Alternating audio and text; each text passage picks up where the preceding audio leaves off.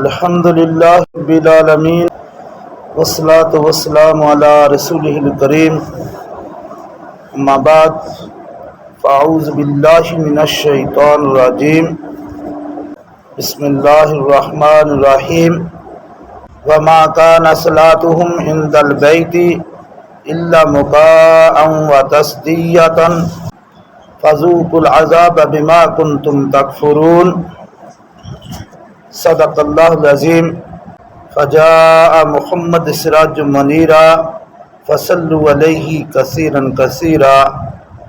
سورۃ الانفال آیت نمبر 35۔ ارشاد باری تعالیٰ ہے وما کان صلاتهم عند البیت الا مکاء وتصدیۃ، اور ان کی نماز نہیں تھی کعبہ کے پاس مگر سیٹیاں بجانی اور تالیاں بجانا۔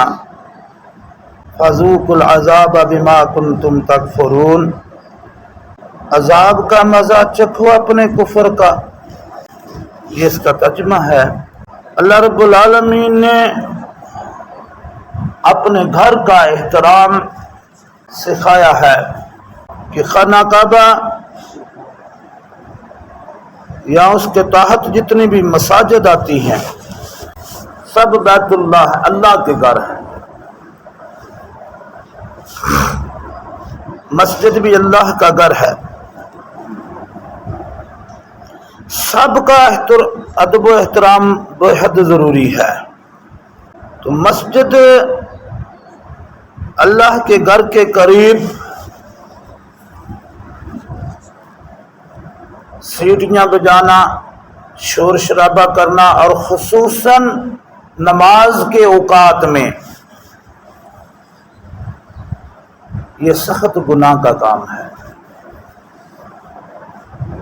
شور شرابہ، تالی، ڈھول دھماکہ، سیٹیاں، اس لیے جو مسجد کے پڑوس میں رہنے والے لوگ ہیں یا گلی سے گزرنے والے جو لوگ ہیں، اس چیز کا انہیں سخت خیال رکھنا چاہیے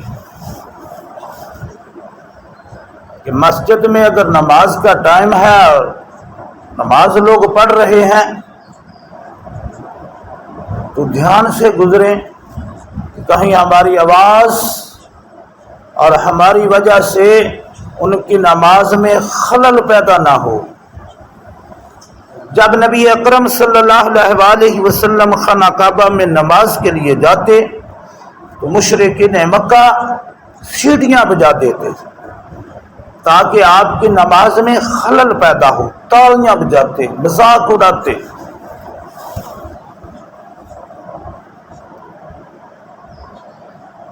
پھر انہوں نے ایک اور کام جو کیا کہ خانہ کعبہ میں آنے سے ہی روک دیا اور طواف کعبہ تک سے روکا۔ یہ صلح نامہ حدیبیہ ہوا ہے، حدیبیہ کے مقام پر۔ اس وقت بھی مسلمان عمرے کے لیے آئے، عمرے سے روکا۔ تو یہاں علماء یہ بھی فرماتے ہیں کہ کسی کو مسجد میں نماز پڑھنے سے نہیں روکنا چاہیے، یہ بھی سخت گناہ کا کام ہے۔ ہاں، ایسے بچے جن کو پاکی ناپاکی کا پتہ نہیں ہے انہیں مسجد میں نہیں لانا چاہیے، انہیں آپ روک سکتے ہیں۔ یا ایسا کوئی پاگل انسان جس کو پیشاب پخانے کا بھی خیال نہ رہے، پاکی ناپاکی کا خیال نہ رہے، ایسے شخص کو بھی مسجد سے روکا جا سکتا ہے تاکہ مسجد کا تقدس جو ہے وہ پامال نہ ہو۔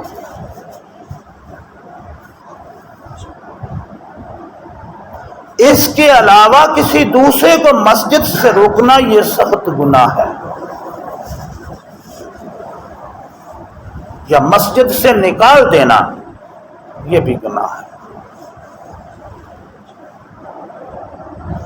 پھر مسجدیں اللہ کے گھر ہیں،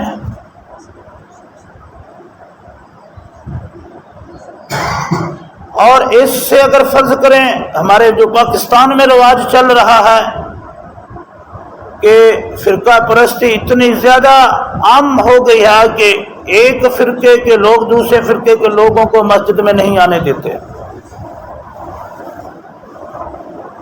اگر آ بھی جائیں تو پھر وہ مسجد کو دھوتے ہیں،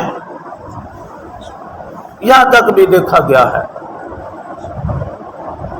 یہ بھی سخت گناہ ہے۔ پھر مسجد کا نام مسلمانوں میں تفرقہ ڈالنے کے لیے رکھا جائے یا جس سے مسلمانوں میں تفریق کرنا مقصود ہو ایسا نام رکھنا، یہ بھی گناہ کا کام ہے۔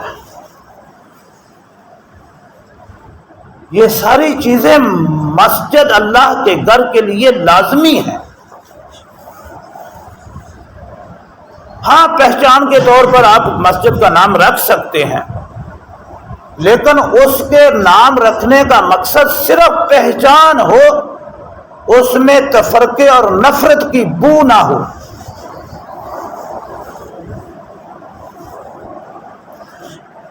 تو یہ ساری چیزیں مسجد کے آداب میں آتی ہیں۔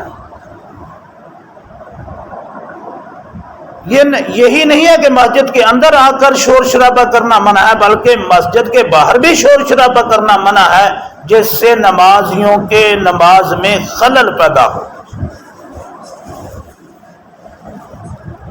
اور آج کل ہم ان چیزوں کا خیال نہیں رکھتے۔ کبھی جب ہندوستان اور پاکستان اکٹھا تھا، یہ بھی ہمارے ساتھ ظلم ہی ہوا ہے کہ یہ ملک ہم سے انگریزوں نے چھینا۔ جب ہم دین سے دور ہوئے تو پھر اللہ نعمتیں چھین لیتا ہے۔ تو جب انگریز واپس گیا تو اس نے اس ملک کے ٹکڑے کیے ہیں۔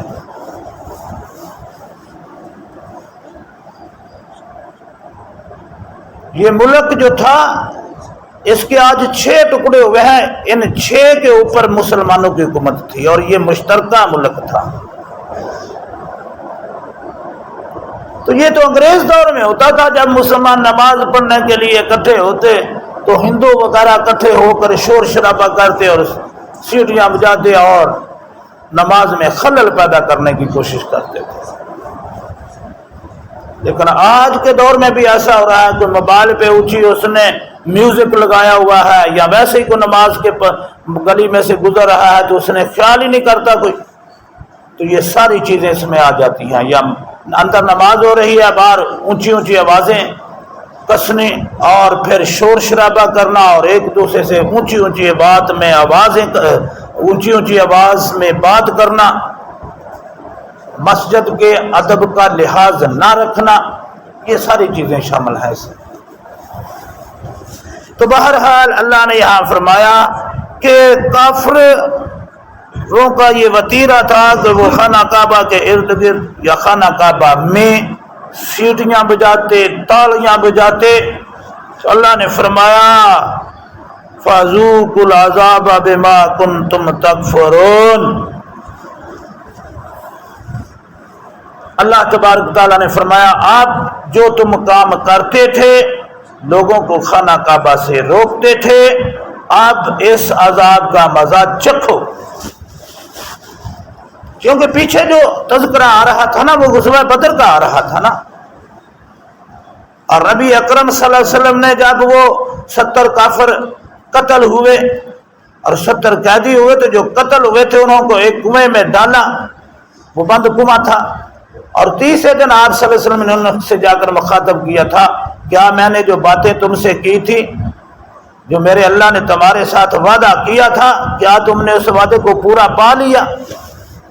یعنی عذاب کا مزہ چکھ لیا آپ؟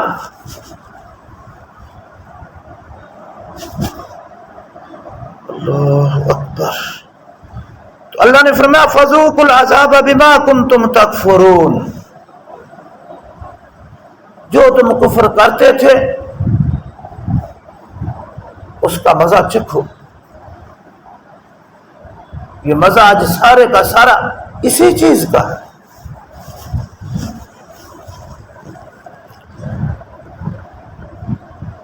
مسجدیں اللہ کا گھر ہے اور انہیں اللہ کا گھر ہی رہنے دینا چاہیے۔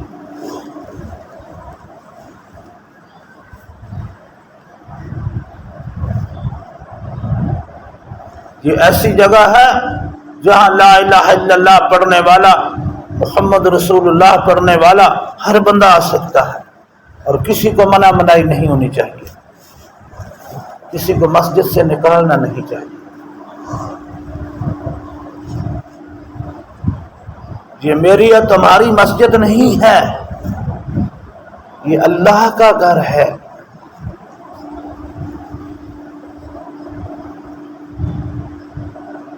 خلیفہ ہارون رشید نے ایک دفعہ، غالباً ہارون رشید کا واقعہ، تو خلیفہ وقت نے اپنی گھر والی کو طلاق دے دی، مشروط طلاق، کہ اگر تو میری سلطنت میں رہے، آج رات میری سلطنت میں اگر گزارے تو تجھے 3 طلاق۔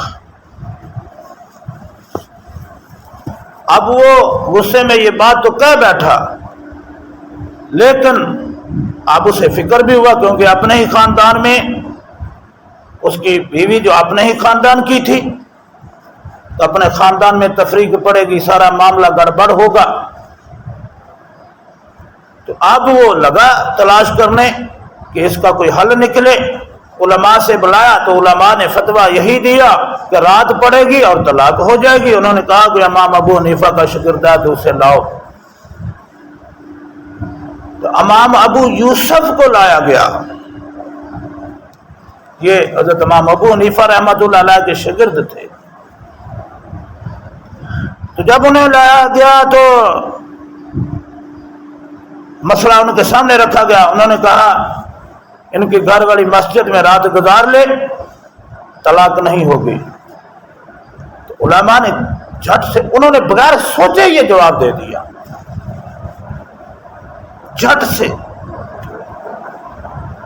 علماء نے پوچھا کیسے نہیں ہوگی؟ انہوں نے فرمایا کہ اللہ کا قرآن کہتا ہے ان المساجد عند اللہ، کہ مساجد جو ہیں یہ اللہ کی ہیں، یہ ہارون رشید کی نہیں ہیں، یہ خلیفہ کی نہیں ہیں، اس پر بادشاہت اللہ کی ہے، یہاں قانون اللہ کا چلتا ہے، ہارون رشید کا نہیں، خلیفہ وقت کا نہیں۔ یہاں اللہ اکبر ہوتا ہے تو اللہ اکبر ہی ہوتا ہے۔